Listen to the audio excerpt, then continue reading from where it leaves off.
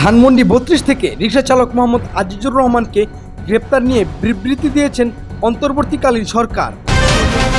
রোববার ১৭ আগস্ট দেওয়া বিবৃতিতে জানানো হয়, রাজধানীর ধানমন্ডি ৩২ থেকে রিকশা চালক মোহাম্মদ আজিজুর রহমানকে কিসের ভিত্তিতে সন্দেহভাজন হিসেবে একটি মামলায় গ্রেপ্তার করা হয়েছে তা জানতে চেয়ে ধানমন্ডি থানার ভারপ্রাপ্ত কর্মকর্তার কাছে ব্যাখ্যা তলব করা হয়েছে। একই সঙ্গে ওই পুলিশ কর্মকর্তার সাম্প্রতিক কর্মকাণ্ড ও বক্তব্যে কোনো অসঙ্গতি হয়েছে কিনা তা খতিয়ে দেখার ব্যবস্থা নিয়েছে ঢাকা মহানগর পুলিশ ডিএমপি। বিবৃতিতে আরও বলা হয়, দায়েরকৃত মামলায় আজিজুর রহমানের সম্পৃক্ততা তদন্ত ও সম্পূর্ণ করার ক্ষেত্রে সাম্প্রতিক সংশোধিত সিআরপিসির ১৩৩ ধারা মোতাবেক অতি সত্বর প্রতিবেদন দাখিলেও নির্দেশ দেওয়া হয়েছে।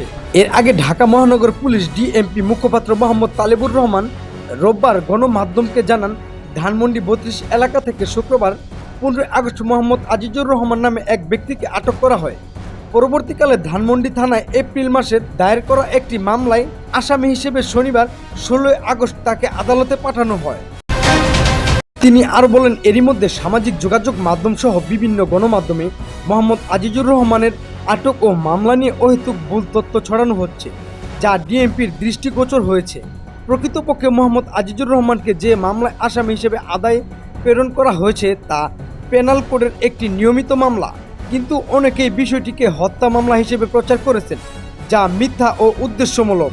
এ অবস্থায় বর্ণিত বিষয়ে কোনো রকম বিভ্রান্তি ছড়ানো থেকে বিরত থাকার জন্য সংশ্লিষ্টদের অনুরোধ জানিয়েছেন ডিএমপির এ কর্মকর্তা। এদিকে রিকশা চালক মোহাম্মদ আজিজুর রহমানকে জামিন দিয়েছেন Dhaka metropolitan police magistrate AM Azharul ইসলামের আদালত। তার বিরুদ্ধে অন্য কোনো মামলা না থাকায় কারা মুক্তিতে বাধা নেই বলে জানা গেছে। উল্লেখ করেছেন, গত ১৫ আগস্ট ধানমন্ডির ৩২ নম্বরে ফুল দিতে গিয়ে গণপিটুনির শিকার হন রিকশা চালক আজিজুর রহমান। পরে তাকে সেখান থেকে গ্রেপ্তার করে পুলিশ।